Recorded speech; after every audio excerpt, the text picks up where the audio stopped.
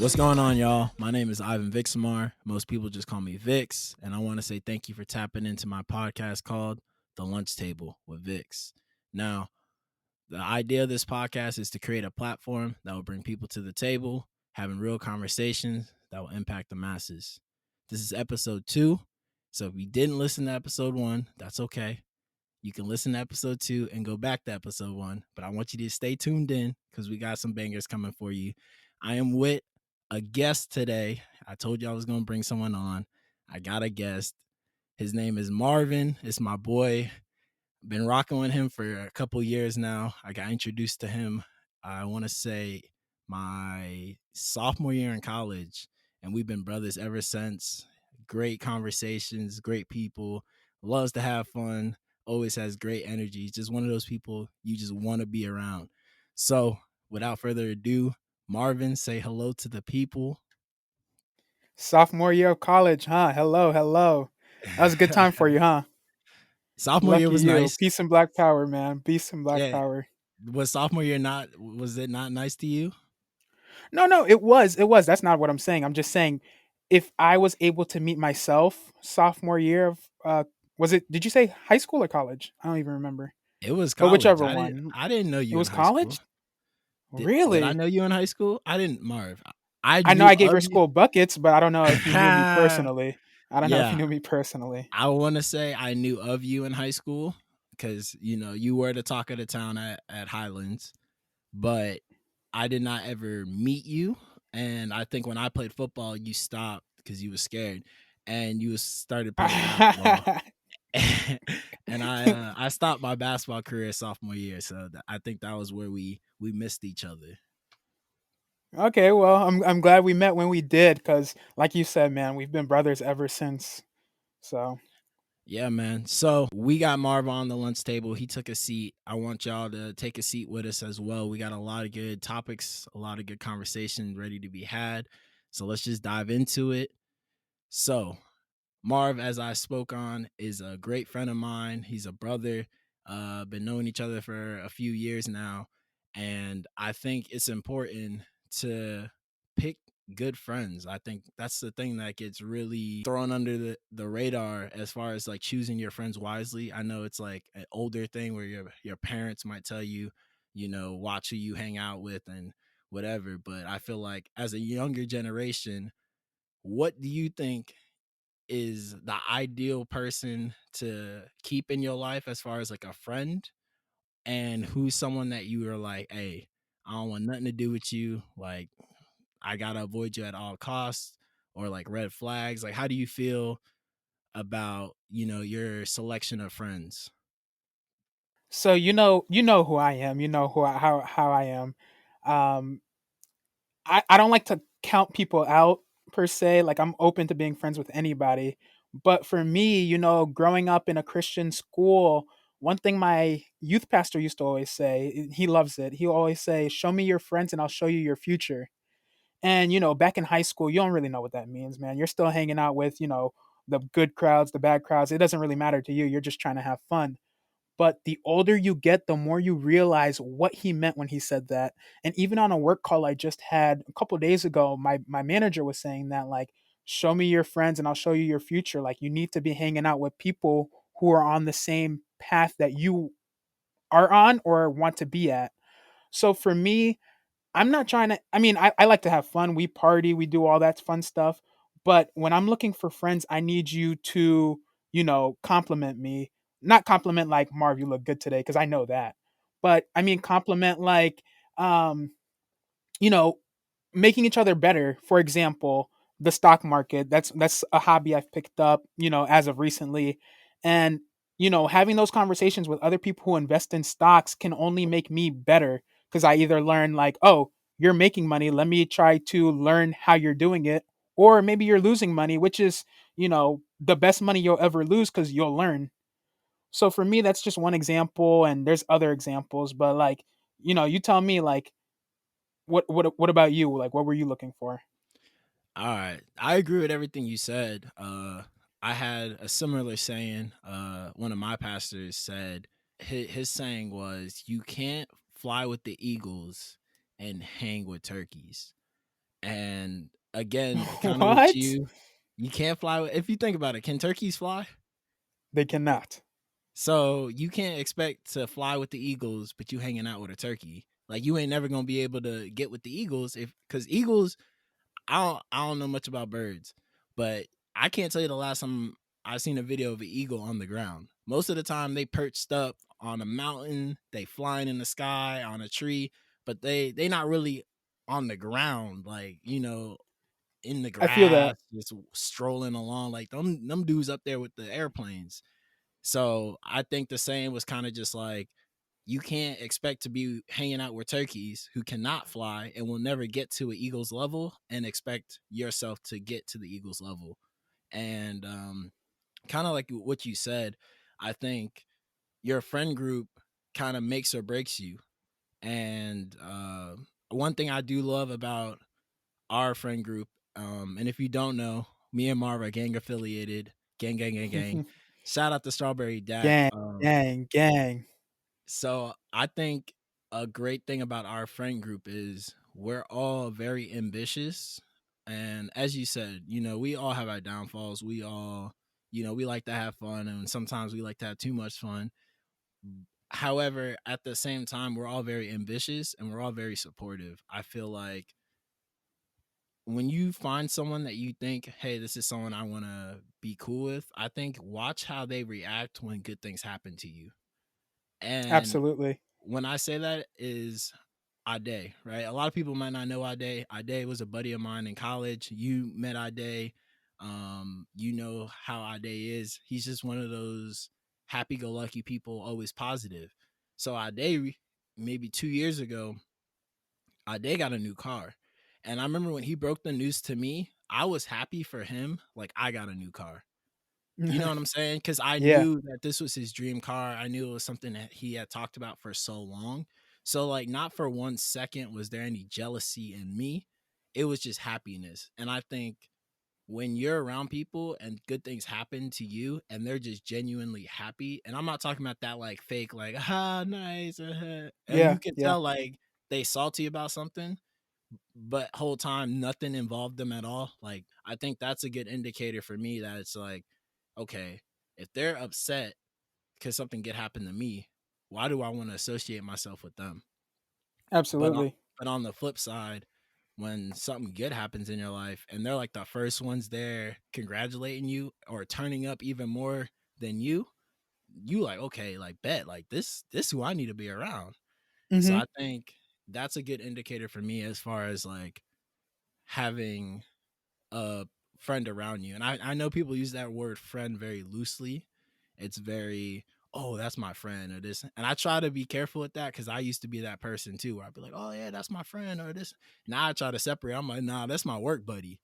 Like, we cool at work, Yeah, but outside of yeah. work, Outside of I work, ain't, I don't really know. I ain't rocking Yeah. with you. You know what I'm saying? So we talked about a little bit on picking friends. So what do you avoid as far as like you see something in somebody and you're like, nah, I'm not with it. And it could be drama, could be people being toxic. Like what do you look at and you're just like, yeah, like I can't rock with you. Yeah. Yeah, so I don't even know if it's something that I could just like pinpoint right now on the phone with you and be like, "Oh, this is what I see," and like I don't want to be friends with that person. For me, it's really on a case by case basis. And I was even going to ask you that, like, how do you address that? Like, if there's someone you don't want to be friends with, because you know how I am, like, I'm super kind of passive. So, like, a lot of things, I don't want to be your friend, but I'm not going to like address it either. Does that make sense? Yeah, I think I understand what you're saying as far as like, It's like some people they wanna argue so bad, like, "Oh, you don't wanna be my friend anymore? Like, why? You need to explain." Like, but I just feel like I'm at an age where, like, if I just don't feel like being your friend, I don't need to be, you know? yeah, I think So things I I think look for is, like, if you're always, like, in some drama or, like, if you're always trying to flex on me, because like, the example you gave, if it let's say I got a car and I told you about it. Now, instead of like congratulating me, you're talking about, oh, I'm gonna get this better car. Like, what? I don't want to hear that. Like, I mean, good for you, but like, let me have my moment, dog. So when you're constantly doing that to me, I'm just like, oh, I don't know if I want to be your friend because I can't even share my moment with you without you making it your moment. You know? Yeah, I think you hit it on the head. At the end of the day, you want healthy competition, and I think being athletes, I think we kind of understand that, and that's something that a lot of people don't understand. Um, and I think a red flag for me would be someone that's overly competitive, but in a negative light. Like, there's nothing wrong with being competitive, like you said. If I see you get a car, if I'm happy for you, but in my head I'm like, "Hey, you got a car, I'm about to get this too." Like, I think that's healthy because now you motivated me to do something. I'm not doing it out of spite. I'm not doing it because I'm like, "Oh, you got this whip? Well, watch this. I'm gonna outdo you to flex on you." No, I'm gonna be like, "Oh, you got your whip? Okay, Exactly. bet." Two completely different things. You know what I'm saying? I'm gonna be like, "Okay, bet. I'm gonna get a whip too." But it's not gonna be in the aspect of I'm trying to outdo you. It's just like now you just motivated me. And I think a good example is working out. So, of course, quarantine happened, gyms were closed, and our friend group got on Zoom and we actually did Zoom workouts. I think it was maybe once or twice a week. I'm not gonna lie. Marv missed a few. And by a few, I mean Here like you seven to go. Here you eight. go. Here you go. I'm just being real. He missed a few. And by a few, I mean I seven to mean, you eight. missed a few too. You always happen to be at Costco. I don't know how many things you needed from Costco, but Hey, you always seem to be there when we had a workout. if y'all don't know about Costco, slide because Costco keeps the costs low. All right. Hello. Hey, sponsor me. But I'm gonna say a good example of that was working out together as a group because I think when we were working out, we were trying to outdo each other, but it was all in uh, a motivation type of look. It wasn't in a aspect of like I'm trying to make you look bad. Like, let's say I was only able to do 20 something push-ups and they was able to do 30. He wasn't looking at me like, "Oh man, you can only do 20? Like what's up with that?" And I wasn't looking at him like, "Dang, you could do 30?" Like, "Dang, like I feel bad now." Now I'm looking at him like, "Dang, you did 30, I only did 20. All right, I got to up my game." You know what I'm saying? And I think And that's where you guys really pushed me because me, I wasn't doing like 50 push-ups like you guys. I was always on the low end. But like doing push-ups was never really my thing. I'm just a bucket getter. Like I'm just an easy bucket. So I had to really work on like, let me do these push-ups, let me get better because I know I have this Zoom call with them boys and like I can't be the last one every single time, you know? So that's the healthy competition where I'm like, it wasn't like you guys were like giving me problems about like not being up there with you guys. It was just like healthy, like, yo, Marv, like this is what we're doing. Like, we want you here too. And like I was up for the challenge. I don't know how many yeah, push-ups I can do right now though, but you know, I'm not gonna lie, I've been slacking with the well, push-ups. I've been slacking. I yeah. have been working out. I would say I try to get in the gym 3 to 5 times, and then I run and I swim. But as far as like just strictly like in quarantine, we were strictly on push-ups because we didn't really have a lot of equipment. So push-ups was like the go-to. Now I don't know about my push-up level right now. I'm probably on the lower end of the low 30s, and I'm gonna start struggling. I could probably get to 40 if I'm fresh, but I Yeah. might struggle a little bit with that. You But mentioned that you swim. I do, and I know it's crazy because a lot of people look at me and they like, "Oh, you black, you obviously can't swim." Not true. Shout out to I get that all the WA. time. Shout out to W because okay, Marvin. If y'all don't know, Marvin went to a private school called Highlands. It is a very slap school in Deerfield, I want to say, or It's wherever. crazy how other people tell it because I would have explained it a lot differently. So if you put Highlands and Walmart or no, Highlands would be the Publix brand. Westminster would be the Walmart brand. That's if for people who don't know those schools, like that's the best way to describe them. That's crazy. Well, if you want to flip that on its head, I'm pretty sure Walmart makes more money than Publix. So get your money up. No, no, no, no, no, not in that aspect. I'm talking about meat. Like, would you rather get your meat from Publix or Walmart? More often than not, you'll get it from Publix. It might cost you more, but like it's quality. Get your money up. I'm gonna leave it at that. I'm not playing these tick for tack games with Marv. Get your money up. That's all I'm gonna say. Marv, WA is officially sponsored by Jordan. y'all I think are still with Reebok or Russell. So eh, I don't want to hear anything. The fact that Whatever. I have to debate between Reebok and Russell is a problem. I should be it should be saying like Nike, Under Armour, but whatever. That's neither here nor Regardless of there. what we had on, bro, if you walk into Highlands Gym, we have banners. So at the end of the day, you could talk all this hoopla all you want. We got banners. We even broke a record on Westminster in football because we threw so many touchdowns that day. Like it's never been done before. Hey, So listen here. I This is mean, my podcast. You're not gonna embarrass me. That's not what we're gonna do here today. Yes, we moving on at the lunch table. Next topic I kind of want to slide into real quick. We spoke on our schools, both private schools.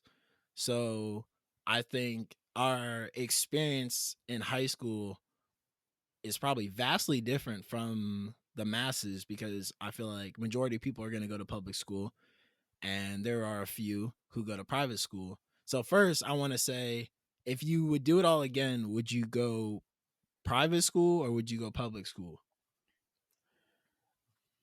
I would go private school if I could do it all over again. I know a lot of people that might be an unpopular opinion. They think like, "Oh, Highland sucked. Our private schools suck. They shelter you, all that." I feel like there were a lot of good things that outweighed the bad, so I would go to private school, but I would want to have like a couple years in public school just to have that too. But if I could only choose one, I would go private. How about you? I'm gonna stay private. Look, Yeah. the uniforms is annoying, but off campus lunch, getting to pretty much get college training in high school. Because from what I've talked to people who went to public school and they go to college and they don't even know how to write papers. Like my private school, I was writing research papers at like 8th grade all the way to senior year. We was writing research papers. So when I got to college, writing a 3 to 5 page paper was like cake. Like people would get the rubric and be like, "Oh my god!" And I'm like, "Man, I'll knock this out right now. Like, give me give Yeah. me less than 2 hours and I can knock that out." Like that was just how we were wired. So I agree. I would pick private school. Even However, the uniforms really isn't that big a deal. Like it that wasn't. helped me out because I didn't have to think about what I was gonna wear every day. I just threw on my polo and some pants and I was out the door. Yeah, he threw Marv threw on his polo, his shorts, and some Rochers. That was Marv swag in high school. Them Nike Rochers. And they got me through. They Hey, worked. I'm not gonna lie, they got us through because I wore them too. I slid in with some bronze every once in a while, some Vans, but I'm not gonna lie, I was rocking the Rochers. They was like $70. You can't go wrong with that. I did have my Vans on and they looked like sneakers. Hey, talk to me nice. Come on now. But speaking on our high school experiences, it being February, which is Black History Month, I kind of wanted to speak on the awareness because I feel like with everything that's going on nowadays, as far as 2020 with all the racial tension, I feel like Black History Month kind of has like this new birth and this new light that's shined on it. But History Month has been a thing for I don't even know when it started, but it's been a thing for a very long time.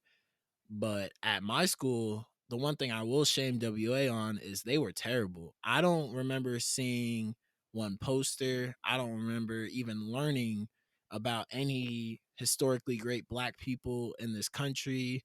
Um I mean, we barely touched on like the whole slavery thing. Like we kind of just flipped over that part of the history book. So I wanted to get your opinion as Highlands being another private school. How did you feel like they represented or advocated or whatever word you want to use, promoted Black History Month if they did at all? Unfortunately, I'm gonna have to agree with you, and it was pretty much the same. Like, we did not really get into Black History Month at Highlands. And don't get me wrong, like, I love my history teachers. I think they did a great job, with everything else, but I just don't feel like Black History Month was something that was emphasized. And like me being a black man, like, what do I really know about Black history? Like, not much. From high school, I guess the main thing we talked about was like Martin Luther King and like Rosa Parks, like those people. But what do you know about Harriet Tubman? All these other people who like had a very big impact on like where we're at as a black community now. I just don't feel like I got that from my private school, and you know, there's just a lot I just don't feel like was up to par, and I just wish, I could go back and like do it differently. Yeah, I definitely agree. As far as Black History Month, I am trying to educate myself now because I think it's a bad look when we expect our white friends or just white people in general or Mexicans or Asians to know about Black history or to respect or to, give kudos to great Black men and women when we ourselves being African American don't even take the time. And for me, I didn't know a lot, just like you, about I knew the main people, but as far as like all these other great people that, laid the foundation for where we're at right now, I didn't know about any of them. And I think a part of it is on the education system. And like I said, I can't speak for every school because obviously we went to private school. And I'm not gonna lie, the main focus of private school, if y'all don't know, is to get you to college. It is pretty much predicated to getting you to college. Every high school that is a private school, they want their college numbers to look good. They want to be able to say 96% of our graduates go to college because I would say their market for parents are getting their kids to college. That's what those parents that pay that money, they want their kids to go to college. So I think private schools are more tailored to training you to pass tests and to write papers because that's what you do when you're taking the SAT and you're reading comprehension. Like those are the things they harp on because they know that's going to allow you to test well and get into college to write those college papers and to take the SAT and stuff like that. So I think it's a system problem. Um, but I think it's just an American problem. I think it doesn't get spoken on enough. I mean, Black History Month has what, 28 days? If we lucky, it's leap year, we get 29. So, I mean, I don't know who decided that, but I'm sure it was for a reason. I I don't don't know. think they It's just interesting how it's randomly the shortest month. I don't think they just randomly selected February, like, oh, we'll just give them February, like that's the open month. Nah, like they was like, oh, we gonna get them the shortest month. I really truly believe that, but I don't know. You know what I I was wonder though? Not on that, but just in general, because I think about back in when I was in high school, and like certain things that my history teacher would talk about at the time, I just didn't care. Like I wasn't paying attention really. So like for example, my brother who now goes to Highlands, he comes home and he's like, "Oh yeah, my teacher was talking about like Nancy Pelosi and like all these politicians and stuff, and like obviously that teacher is more conservative." So now that I'm older and I understand like what being conservative means and what being liberal means and like who these politicians are, a lot of things that I remember hearing in high school, they make more sense now, but I really wasn't paying attention in high school. well, go ahead and speak on that because I don't know too much about the conservatives and liberals and like what go ahead and speak on that because educate me because when I think conservative I just think Republican. Is that true Yeah, or yeah, is yeah. that So compare Yeah, that's pretty much what it is. Conservatives are Republican, and like going to a Christian school, I feel like more often than not, the teachers and the parents and stuff, they're most likely going to be conservative. So I feel like they take their views and they tell the students that. So Tyler comes home talking about like, oh, Trump did this good thing or like this and that. And I'm like, where did you hear that? Oh, my teacher was telling me. Why is your teacher, you know, putting that in your head? Like, this is yeah. what's actually going on. Now you make your decision. So I had a really good conversation with my little brother one day and we just went over a whole bunch of stuff. I was like, Tyler, like, what do you think about abortion? And like, what do you think about gay marriage and stuff like that? And he gave me his answer, and then I told him what side he's on, with that issue. for example, like with abortion, if he told me like, "Oh, I don't think it should be legal," I would tell him, "Okay, that's a conservative view." "Oh, I think gay marriage is fine. I'm just not gay." "Okay, well, that's a liberal view. Like gay marriage, they're all with that." So I feel like, you know, as a teacher, I get that you're a Christian school, and like I would want your thoughts too. I get you're a Christian school, but I feel like you should be neutral so these kids can make decisions for themselves. Don't just like drill it in their head and then now they're coming home saying all this stuff and you're like, yo, slow down a little bit. All right, that's gonna be a tough one for me because I feel like the purpose of having a Christian school is to impart that culture onto the kids, because I feel like most most people are gonna send their kids to private schools because of certain things. And I think if you're sending your kid to a Christian school that's a private school, you're sending them because you have that same belief system. Now, granted, nowadays with like recruiting and stuff like that, there are kids who are going to Christian schools who parents are not Christian or could care less about Christianity or even like Catholic or whatever religion that school may have. They're just like, oh, they're good at football, they're good at basketball, I'm sending you there. But I feel like for just education wise, they're getting sent to that school for a reason because their belief systems align. So I agree with you in the sense that you shouldn't tell people and drill in their head what to believe and what to think. And you should just lay the information out to them. And like you did with Tyler, allow him to make up his own opinion on things. However, I do think if you're sending your kid to a Christian school, it's with the understanding that they're going to speak from a Christian point of view. So No, I I, get that, and I agree. You send your kids like for my dad.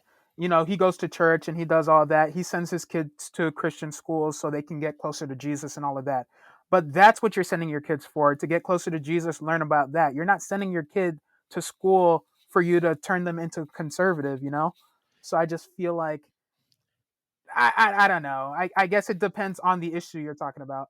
I think that's very opinionated as well because and this is opening a whole new we definitely gonna have to speak on this. I didn't want to, but I think it's tough because as a quote unquote Christian, I feel like when you apply that label, you kind of get forced into, oh, you have to do this, you have to believe this, just like with the Republican.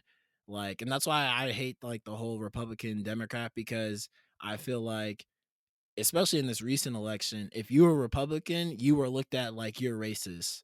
Or if you're a Republican, you're looked at like, well, you don't support like women rights or you don't, you know what I'm saying? Or if you're a Yeah, Democrat, oh, how are you a Democrat and a Christian? That means you support abortion. It's just like, nah, that's not the case. Like, I just agree with more things that the Democrat side are talking about than the Republican side, or vice versa. I would agree more with the Republican side than the Democrat. But that doesn't mean I agree with every little thing. And I think that's the tough thing that religion does. And that's why I hate religion, because religion makes it seem like, well, if you're on this side, then you got to be this, and this, and I feel like that's not necessarily the case because, like you said, I think it's all about the relationship you have, um, absolutely. and that's whatever religion you're in, relationship with Buddha, relationship with whatever relationship is the key. But I feel like when you speak religion, now you're getting into like rules, like, oh, you can't have this or you can't do this and can't do that, and I think that's kind of like what happens when you claim a party, because I know that was huge and I want you to speak on it too because you're more into the political stuff. But I feel like if you were a Republican in 2020, people looked at you as flat out like you racist. And like that was the if Yeah. ends, like that was it.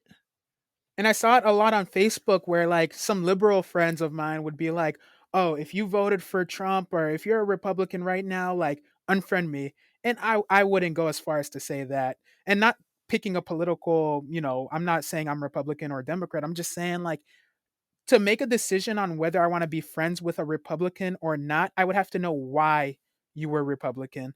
Because a lot of people, it's nothing but the taxes. Like, I want to pay less taxes. I want to make more money. I'm Republican for that reason.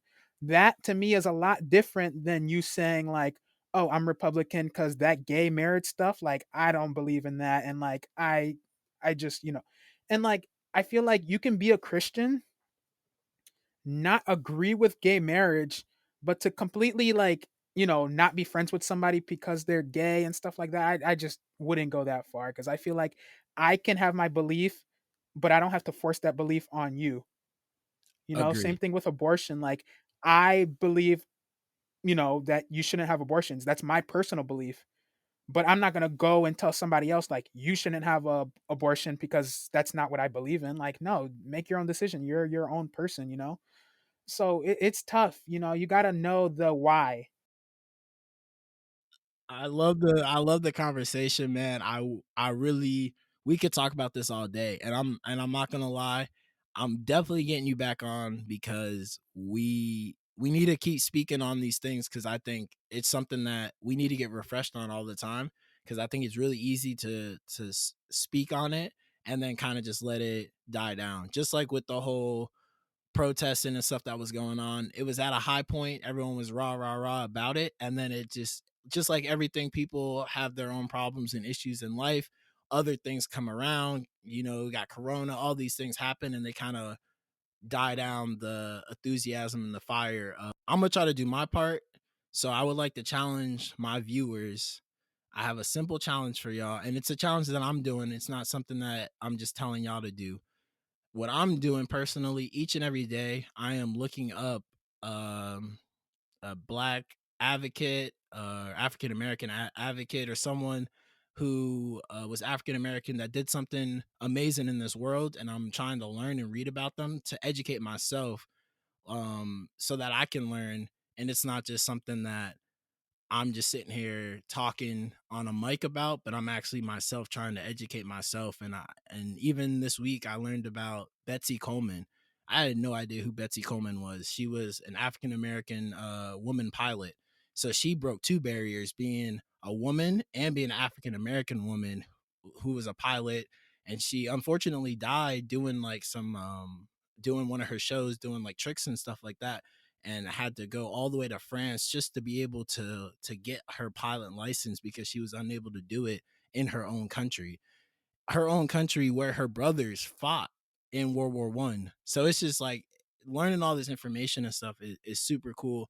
And I want to challenge y'all to do some digging yourself. And I actually have a challenge for y'all.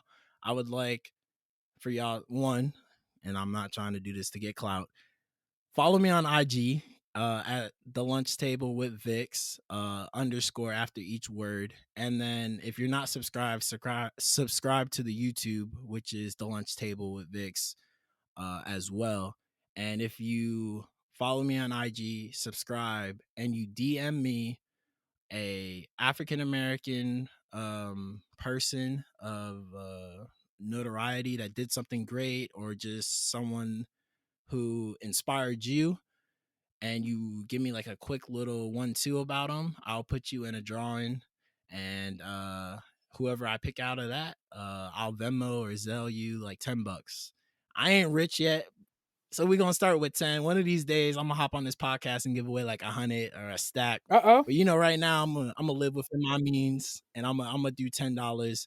So yeah, it's easy money. Literally, you just click subscribe, click follow, and then do a little research on Africa. And don't send me Martin Luther King, because look, we all know who he is. But look for someone that you didn't know anything about, learn a little bit about them and educate yourself, and maybe you'll win $10.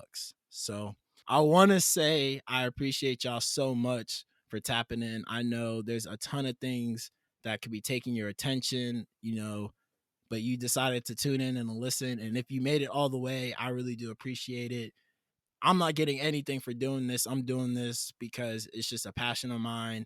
And Marv got on here. I didn't pay him. He volunteered his time. So I want to say thank you to Marv for hopping on episode 2 of the Lunch Table with Vix. Again, you can follow me at the Lunch Table with Vix, all underscore after each word. Marv, do you want to throw out your social media? Hey, it's Marv Lewis 23. It's pretty simple, but yeah, thanks for having me on, dog. I hope I get invited again because this was fun. Of course, man. So I always like to leave y'all with something. I found a cool poem. It is from Langston Hughes. I hope I said his name right. He was a African American. He was actually mixed. He was white and African American. And Native American. And I actually just learned about him recently. But he wrote this poem, and it was called "A Dream Deferred." And it goes, "What happens to a dream deferred? Does it dry up like a raisin in the sun, or does it fester like a sore and just run? Does it stink like rotten meat, or crust and sugar over like syrup sweet? Maybe it just sags like a heavy load, or does it just explode?" And what I got from that poem was, man, if you defer your dreams in life, it's going to hurt you. It's going to be painful. And no one knows what happens to a dream that gets deferred. Like, no one knows what it could be because it never happened. So if you got a dream, if you got something that you want to make happen, you're the only one that can make it happen because it's your dream. So go out there and live your dream. Don't just dream it. Get up, wake up, man. Open your eyes, wake up, and live out your dream, live out your purpose, man. And like always, man, y'all know how it go. More life, more blessings. Y'all heard that bell. Ling-a-ling-a-ling, school bell a ring, knife and fork a fine for dumpling. Booyaka, booyaka, for Shabba ranking, Shabba.